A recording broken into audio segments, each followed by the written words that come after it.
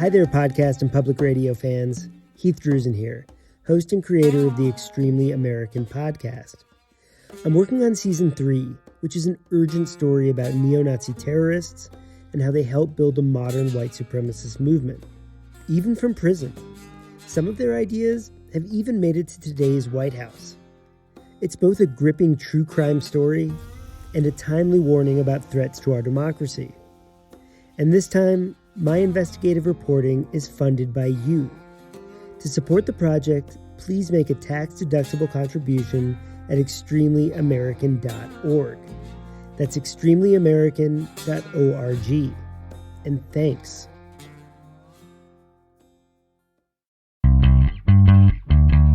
From the studios of Boise State Public Radio News, I'm Samantha Wright, filling in for Gemma Gaudette, and this is Idaho Matters. And it's Friday, time for our Reporter Roundtable. It's when we get you up to date on all the news that made headlines this past week. Today, our panel includes Caleb Radel, KUNR's Mountain West News Bureau reporter, Kira Corsanti, managing editor of Teton Valley News, and Boise State Public Radio reporter and host Lauren Patterson. Hi, everybody.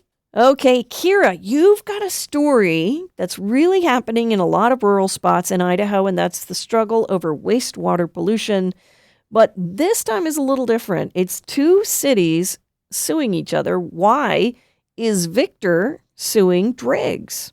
Yeah, it's kind of a funny problem, but also a pretty serious problem. The problem of where to put our poop, unfortunately, is an innately human one, and this one has caused over 26 years of headaches here in Teton Valley.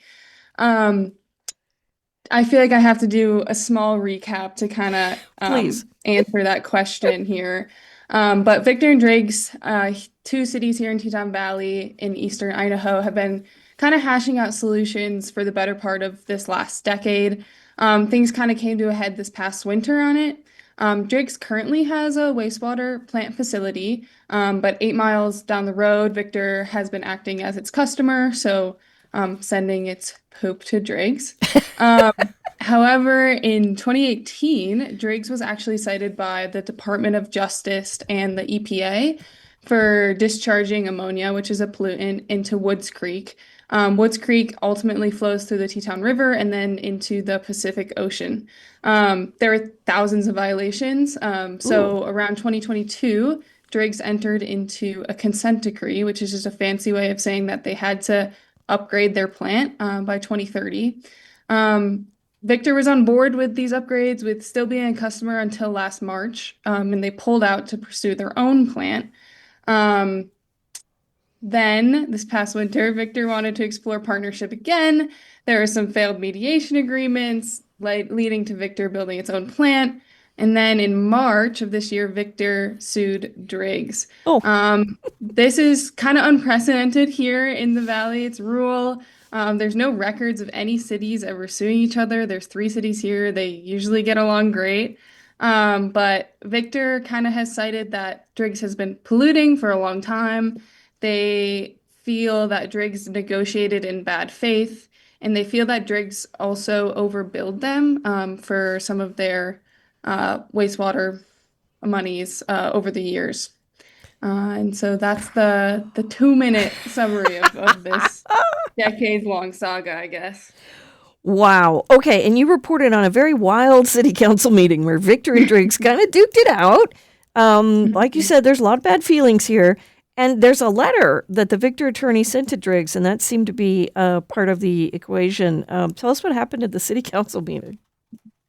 Yeah, it's democracy in action, I will say that for sure over here. But everything has kind of been going well for the most part since Victor started to sue Driggs back in March. Victor has been pursuing their own wastewater treatment plant. Driggs has been on track to redesign their own plant.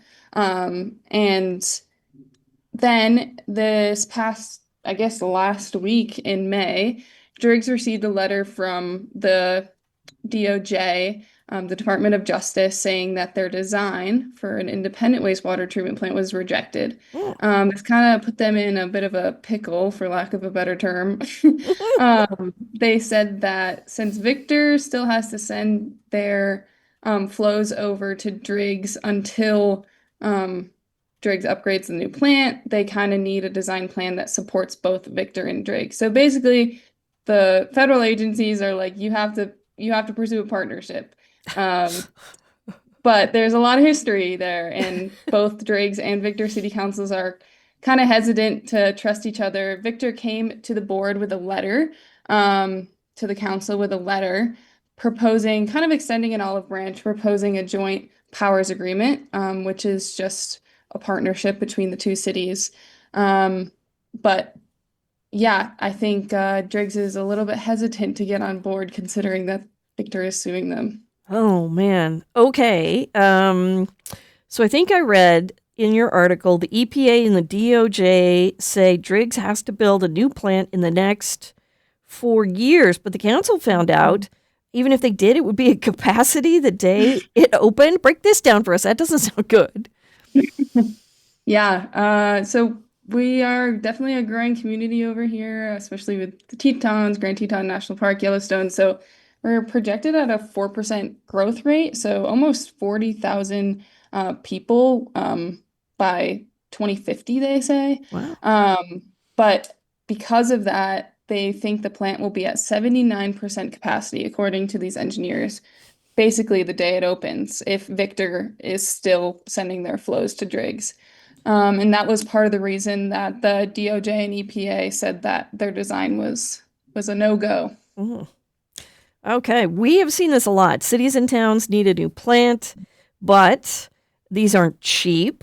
And if you're not in a really big place with a lot of tax base, that can be hard. How much would it cost to build a new plant in Driggs? Yeah, that's kind of been a crux for a lot of the residents here. No one wants to pay more, but estimated costs for the new plant for Driggs are kind of at around $30 million. Eek.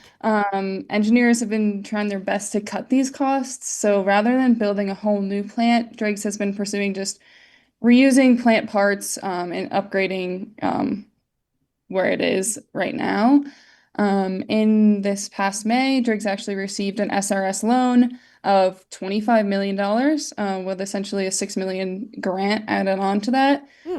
Loans like these give significantly lower rates for taxpayers, but I think for both Victor and Driggs, officials say it's kind of hard to give an exact number of how much rates will go up. Right, right. Okay, so what happens if Driggs doesn't build the plant? And what happens next with the fight between Driggs and Victor? Yeah, so according to this consent decree and some of the permits that Driggs are on right now, if they miss these by 2030, they carry penalties starting at $1,500 a day, with potentially millions if the consent decree is missed. And as for the lawsuit, this lawsuit kind of is entirely in the hands of 5 Victor City Council members and 5 Driggs City Council members on whether they come to an agreement, sign a settlement agreement to stop the lawsuit, or whether Victor continues. So things are hot here, I would say. Oh, wow. It is quite a story. You need to check it out. We'll put a link on our website, boisestatepublicradio.org. Kira, thanks for the great reporting. Caleb, pygmy rabbits are in trouble. Okay, so first, for anyone who hasn't seen one, what is a pygmy rabbit? Yeah, sure. Thanks for having me, Samantha. For starters, they're tiny. I mean, really tiny. Like they're the smallest rabbit species in North America, tiny. And if you've never seen one, picture a rabbit that's about the size of a baked potato with ears. So they're super cute, but a lot of people just never see them. And what's interesting is they're incredibly dependent, basically entirely dependent on sagebrush. They eat sagebrush, they hide in it from predators, and they kind of build their whole lives around that habitat. So when people start talking about pygmy rabbits, they're actually talking about the health of this, much bigger ecosystem across the West. I have to confess, I have held a pygmy rabbit. They are. Oh, no way. I have. Lucky. They are adorable. Absolutely adorable. Yeah, super. Okay, so back in 2023, conservation groups wanted to list these little guys under the Endangered Species Act. So, what has or hasn't happened since then, which you broke down in your story? Yeah, and honestly, that's kind of the issue. Not much has happened since then. So conservation groups petitioned the Fish and Wildlife Service 3 years ago to consider protections for the species, and they're basically still waiting for a formal determination. So the groups basically are saying, look, we're not asking you to agree with us right now. We're just asking you to make a decision. And that's what ultimately led to this lawsuit. And let's talk about the lawsuit. Because Fish and Wildlife wasn't meeting deadlines under the ESA, so how off, I guess, are they time wise with these deadlines? The conservation groups argue the agency has missed the deadlines required under the Endangered Species Act and is now well beyond the timeline Congress laid out. Um, they feel they should have gotten a response back in 2024. So what's important here is that they're not just asking a judge to list the rabbit as endangered, they're asking the court to force the Fish and Wildlife to make a decision one way or the other. Mm. So the lawsuit is really just about getting an answer. Gotcha. Instead of kicking the can down the road, I think. What are the Yeah, threats? Right? exactly. What are the threats to these rabbits? You mentioned they're dependent on sagebrush. What's standing in their way? Yeah, the biggest threat is habitat loss and degradation. And pygmy rabbits are incredibly tied to the sagebrush, as I mentioned. So that ecosystem is facing pressure from wildfire, invasive species, development, data centers, other changes happening across the West. So if the rabbit were listed under the Endangered Species Act, it would trigger additional protections and require federal agencies to consider impacts to the species when making certain decisions about development, for example. So at the end of the day, protecting the rabbit largely means protecting the entire sagebrush habitat. That sounds like the rabbits are sort of the canaries in the coal mine. Yeah, exactly. I think that's a fair way to describe how many conservation groups see them because they're so dependent on this sagebrush ecosystem. They're often viewed as an early warning sign of what's happening to the broader ecosystem. If a species that's completely tied to sagebrush is struggling, it raises questions about the long-term health of that habitat too. So in other words, the rabbit is tiny, but the story it's telling is much bigger. Ooh, I like that. I like that. We're gonna Yeah, I put should a have used that in my story. we'll put a link to the pygmy rabbit story on our website, BoiseStatePublicRadio.org. Thanks, Caleb. Lauren, Thank you. Hey. hey, welcome. So when I opened up your story, basically it said, "Let's change the way Idaho schools are funded." You kind of dived into this week, and it's not really as easy as that sentence. Let's start with how schools are funded now. How does that Right. work? Well, and without getting into the weeds too much, because of course, like all things to do with the legislature, this is complex. But essentially, schools in Idaho are funded by what's called average daily attendance, sometimes referred to as ADA, rather than total enrolled students. So that's causing some complications because parents maybe want to homeschool their kid part-time and then have them in the school, the other part of the time. Or there's online learning. Lots of kids are taking classes online or even advanced courses at a nearby college. So the schools are actually losing money when butts are not in seats. That is fascinating. And I think, we don't think about it on a regular basis about how that works. So who wants to make the change? Is this the superintendent of public schools? Yes, this is Debbie Critchfield. So she's the Idaho State superintendent. She does want to change the funding formula for public schools, but the short answer is we really don't know what that means yet. She actually just launched a listening tour throughout the state that kicked off last night in Boise. Her next stops are Idaho Falls on June 11th, Coeur d'Alene on June 18th, and she is going to have a virtual meeting on June 25th at the end of the month. So she's gathering feedback from the public, parents, and people who want to make changes to see if something can be done. Well, and you mentioned, one of the big factors here is charter schools, hybrid learning. How many charter schools do we have now? In your story, You mentioned not that long ago we had none. And so how many do we have now?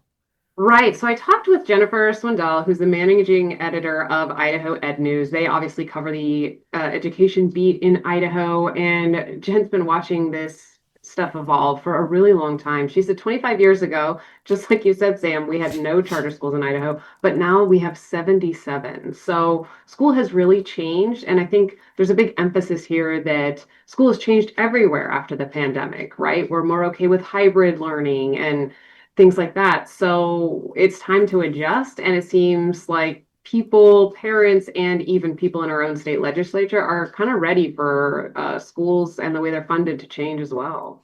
All right. And as you mentioned, anything that Critchfield did come up with would have to go to the legislature. This would have to be something that would be changed in law.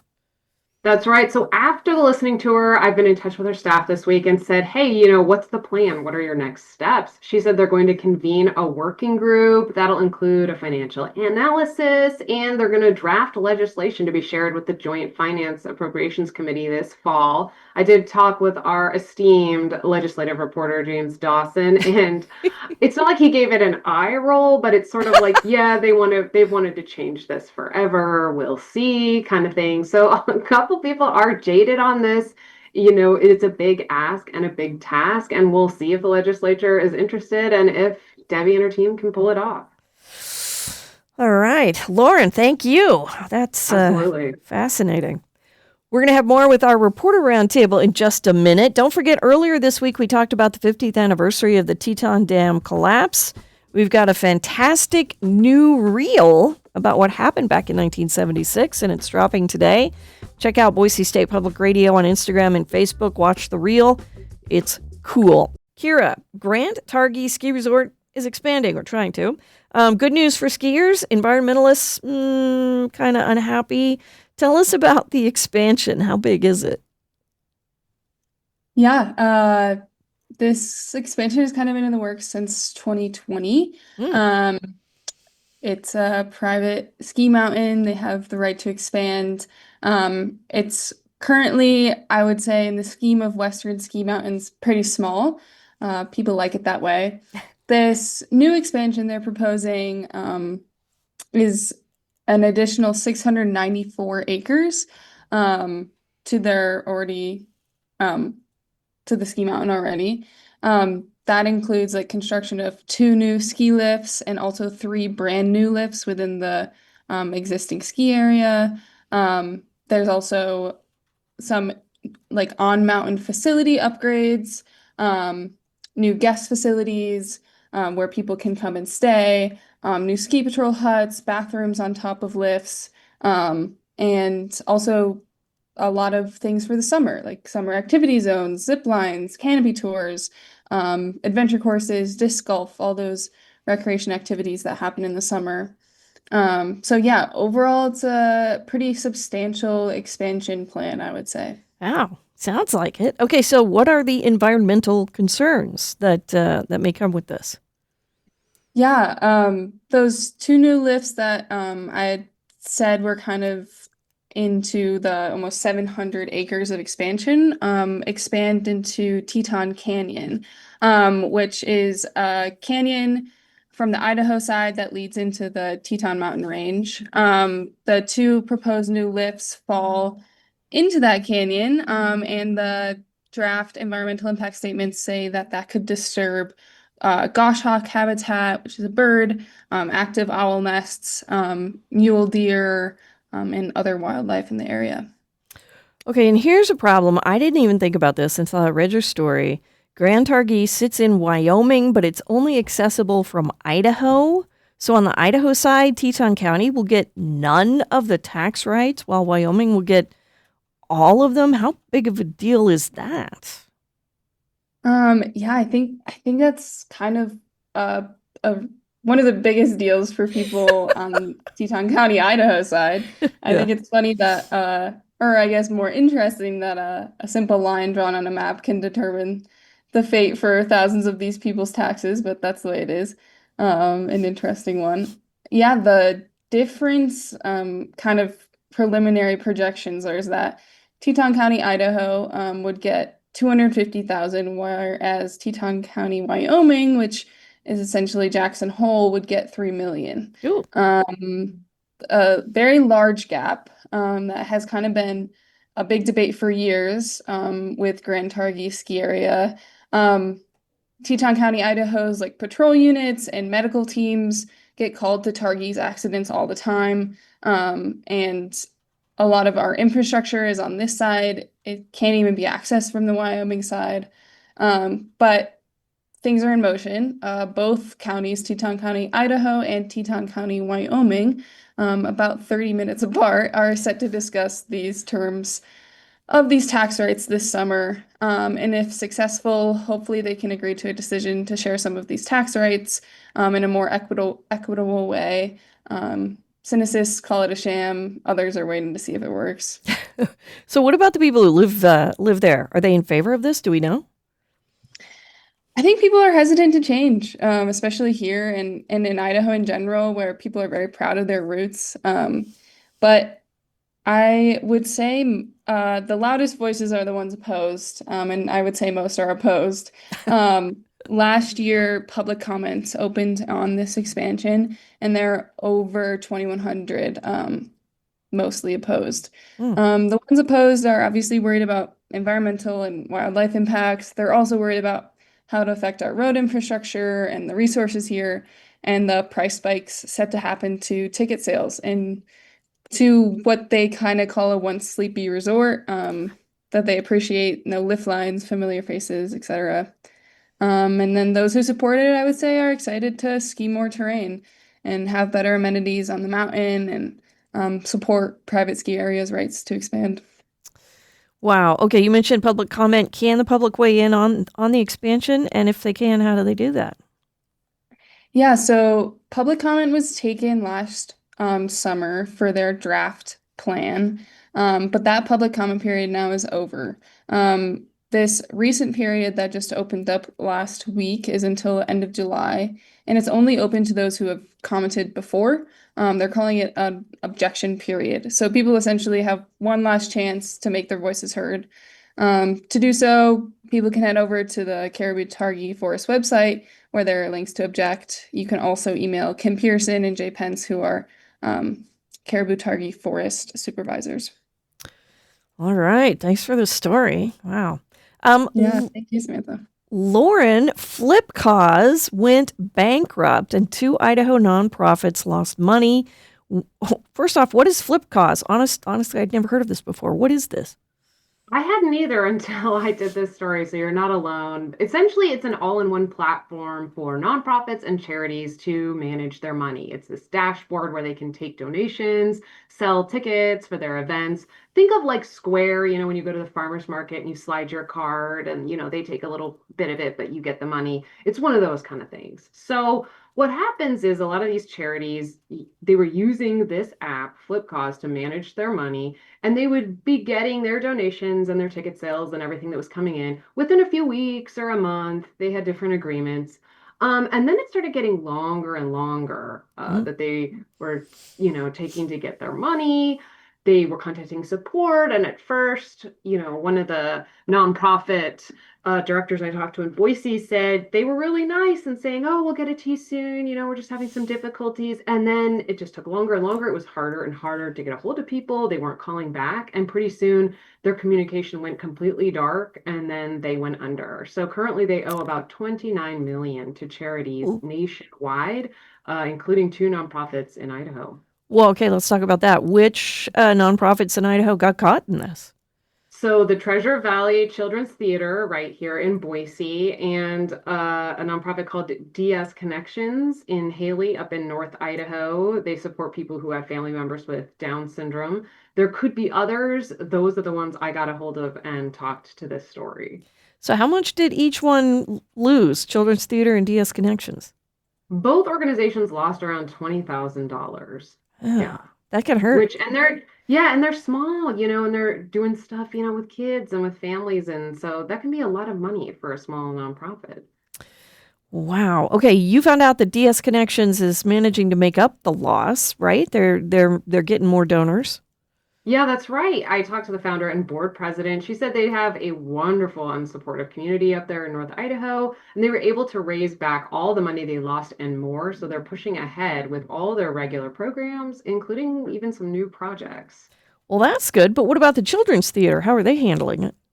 Yeah, I wish I could say the same for them, but it has been tougher for the local Mm. children's theater here in Boise. They had to dig into their spring savings to get through their winter programming. A lot of times they try to help sponsor and not charge families who want to be involved, kids who want to do musicals and plays. So they're doing their best to try to raise some of those funds. The director said it's been difficult because she really wants to concentrate on the children's programming, but she's having to spend a lot of her time trying to recoup this money that was essentially stolen from them.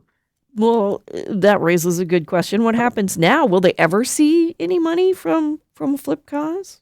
As I was trying to dig through these legal documents and talking to people connected to this story, I did speak to a lawyer who has some clients involved in this. And it looks like some of these organizations are going to be able to claw back or at least attempt to get some of the money they're owed now that the company has gone from a Chapter 11 bankruptcy case to a Chapter 7. I'm certainly still in touch with them. So if there's an update, I'll definitely do a story and let everyone know.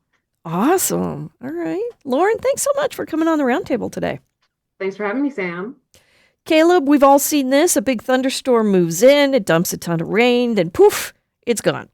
And I see that happening all the time. Apparently, it's happening more often. And you found out that that kind of deluge can mean actually less water being absorbed by the land. Can you explain this oxymoron, please? Yeah, this one kind of broke my brain the first time a climate scientist explained it to me. Because right, we all have this instinct that more rain should mean more water. But if that rain comes down really fast, the ground can't absorb it the way it needs to. So instead of soaking it into the soil, a lot of it just ends up running off into streams, rivers, and flood channels. Um, so it turns out a slower, steadier rain can sometimes do a better job replenishing groundwater than a massive downpour. Okay, now this really didn't sink in with me. Sorry, until I saw until I saw your example about drinking from a fire hose, and then it made sense. Explain the analogy. Yeah, that's when it clicked in for me too. The expert I talked to gave that great analogy.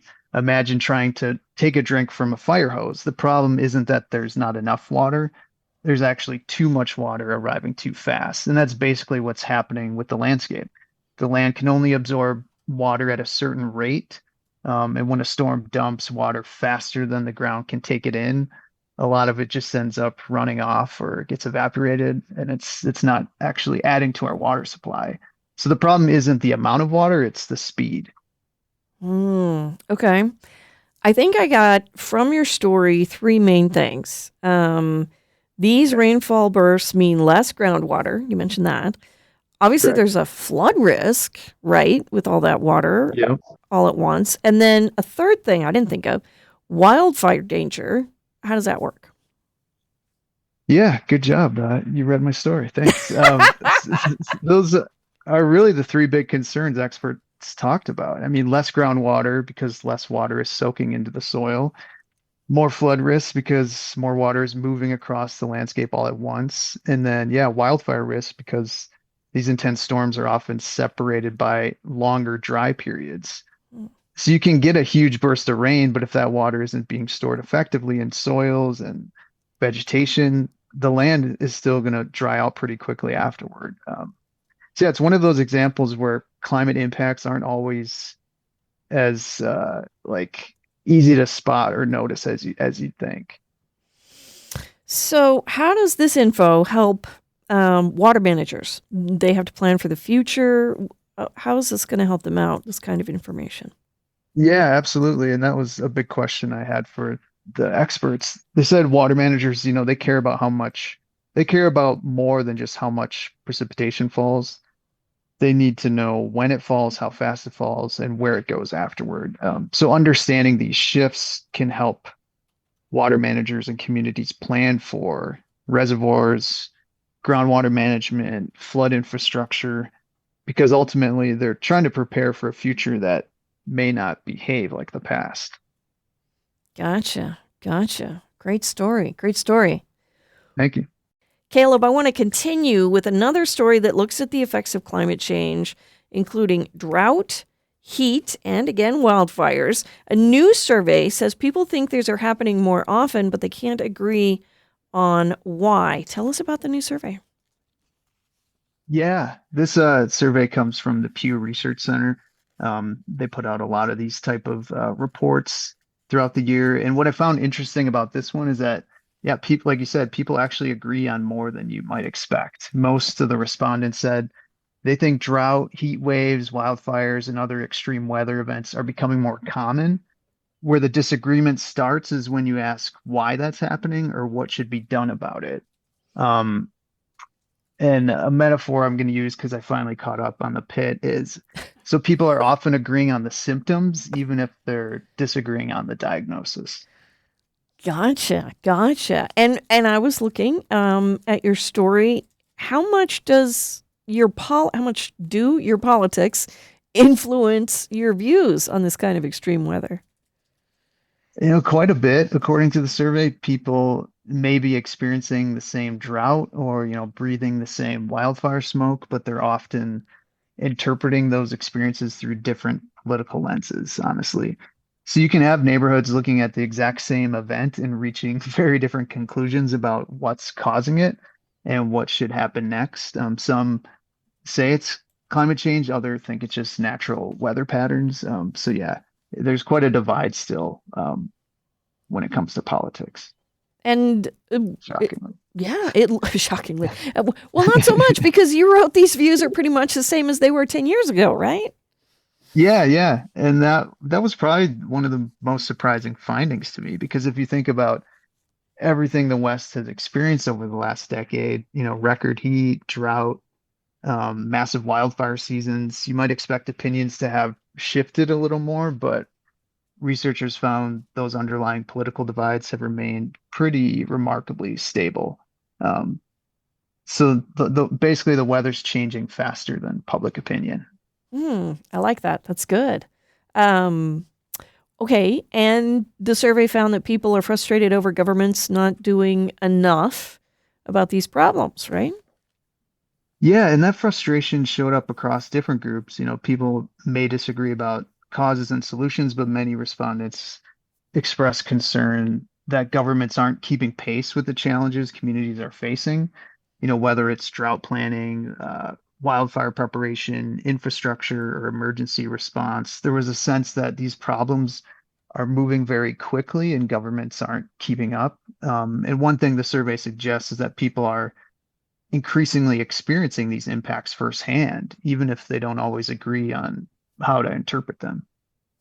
I think it's fascinating, especially when you look at the political divide. And I'm not the government, but I would think that would make it hard for the government to try and fix the problem if people are so divided on what's causing it. Yeah, yeah, I think that's definitely the big hurdle that is not being cleared right now, for sure.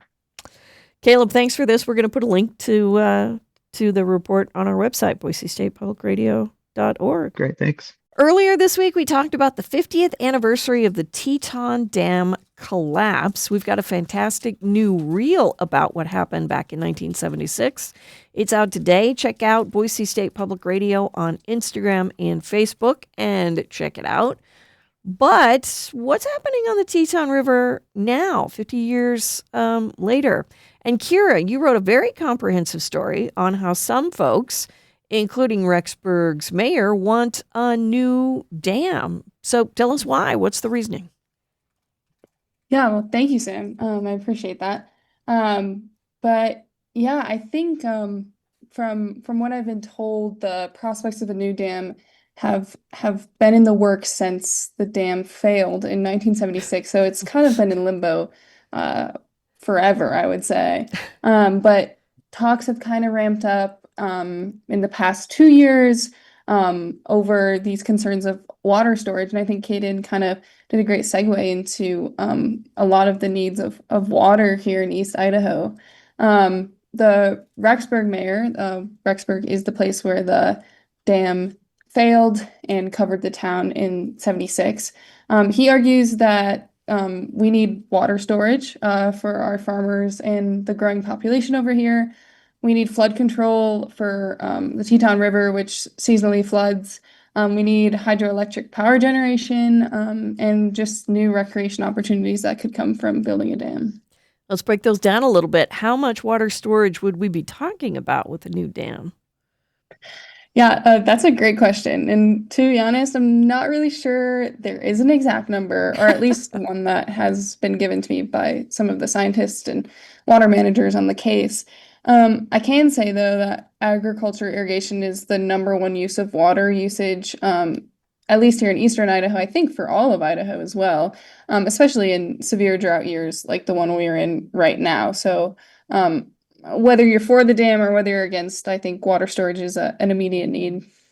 And you mentioned flood control, so it is droughty now, but what happens when you have seasonal flooding?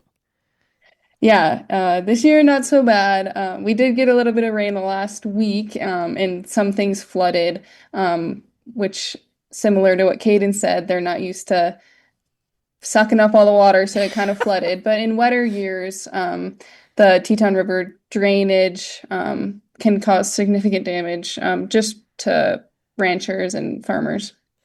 And power generation, how much power are we talking about? Of course, it would depend on the dam and the size and everything, but any ideas how much it might produce? Yeah, there's been some estimates of around 16 megawatts.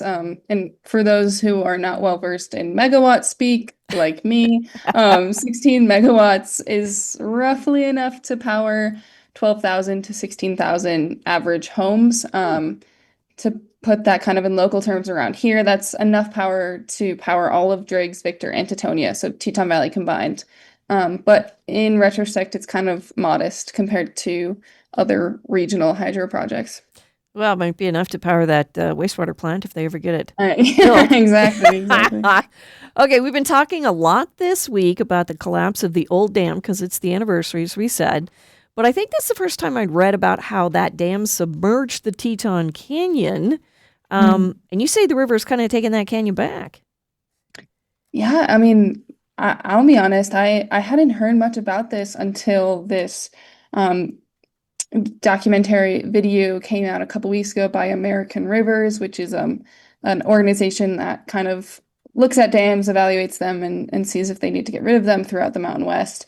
They came out with this video kind of highlighting that this when the dam broke, it submerged Teton Canyon, which is where Teton River flows into, and kind of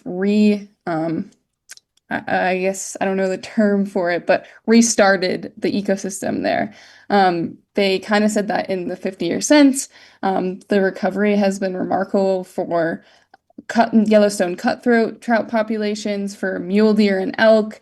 The canyon supports a lot of bird diversity, protects cottonwood forests and rare plant species, and of course, with a thriving ecosystem in the river, anglers and hunters and boaters can see value in it again. I think you just answered my next questions about conservationists and what they say about building a new dam. Yeah, yeah, on that flip side, they say that rebuilding would kind of erase all of that recovery that I just mentioned. It would flood the canyon all over again, putting a lot of those river system communities at risk. I talked to Scott Bosey when I was reporting on this. He's the Northern Rockies director for American Rivers, and he said that the river almost died in 1976. But there was kind of this silver lining to the destruction of that dam that the river had a resurrection after that. Wow. Okay. And when you talked to Scott, he had some alternatives to a new dam. What is he thinking about? Yeah, kind of on just the topic of water storage, he thinks that there are better ways than building a dam. Three of those alternatives he told me were aquifer recharge, restoring riverside wetlands, and reconnecting rivers to their floodplains. Aquifer recharge is essentially there's aquifers underneath the ground, and when it gets irrigated, it doesn't just trickle down into that aquifer. It really needs like long-standing periods of rain for it to be recharged. And then the other two are kind of restoration projects. Well, and I've heard about aquifer recharge projects, especially in eastern Idaho. I don't think I'd heard about reconnecting a river to its floodplains. That was new. Yeah, this one's really interesting. I was curious to learn about this as well. Scott had said that it starts with removing levees that cut the river off from its adjacent wetlands. So essentially, rivers kind of all throughout Idaho have been straightened to lose their ability to hold water. Obviously, a straightened river is kind of nice to float down, and for human use, it's nicer. But without those natural bends, the water rushes off really quickly, rather than soaking into the ground, into the aquifer. And restoring those meanders or bends slows water down and lets it percolate into the groundwater. Wow, you made that make perfect sense. Well, Thank things you. I'm trying. You're doing great. Things have changed, though. I mean, it's been 50 years. Is there enough water now to fill a new dam if they built one? Yeah, I honestly couldn't get a correct answer, or not correct, a great answer out of the Rexburg mayor for this. But Scott, the American Rivers director, he said no. He said that with climate change, it means that there's not even enough water coming off the mountains in the spring to fill a new reservoir. And so he's really advocating for those nature-based storage solutions. So we got about a minute left. What happens now? Some folks want a dam, some folks want to protect the river. Yeah. On the pro dam side, last year, over 6,000 Idahoans signed a petition calling for a dam study. Senator Kevin Cook of District 32 is building legislative support. On the protection side, American Rivers is pushing for this wild and scenic river suitability study, to essentially shield these three rivers and creeks from new dams.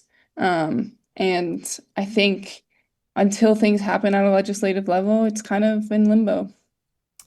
Wow, Kira, it's a great story. Thanks for sharing it. Yeah, thank you, Samantha. Thanks for having me on today. Really appreciate it. We've been speaking with Caleb Radel, KUNR's Mountain West News Bureau reporter, Kira Corisante, managing editor of the Teton Valley News, and Boise State Public Radio reporter and host Lauren Patterson. We'll put links to their stories on our website. Today is the 50th anniversary of the Teton Dam collapse. We've got an amazing new reel about what happened back in 1976. So check out our Boise State Public Radio on Instagram and Facebook. And you can also check it out on our Reporter Roundtable post on boisestatepublicradio.org. You've been listening to the Idaho Matters podcast from Boise State Public Radio. To stay in touch, you can find quick Idaho daily news every morning when you subscribe to the Connector podcast. Just by listening, you're helping to support public radio right here in Idaho. And I want to say a big thank you for that. Love Boise State Public Radio podcasts? They are free to enjoy, but not free to produce. If you can give, your support helps keep shows like Idaho Matters and Scandalize available to everyone. Donate now at boisestatepublicradio.org.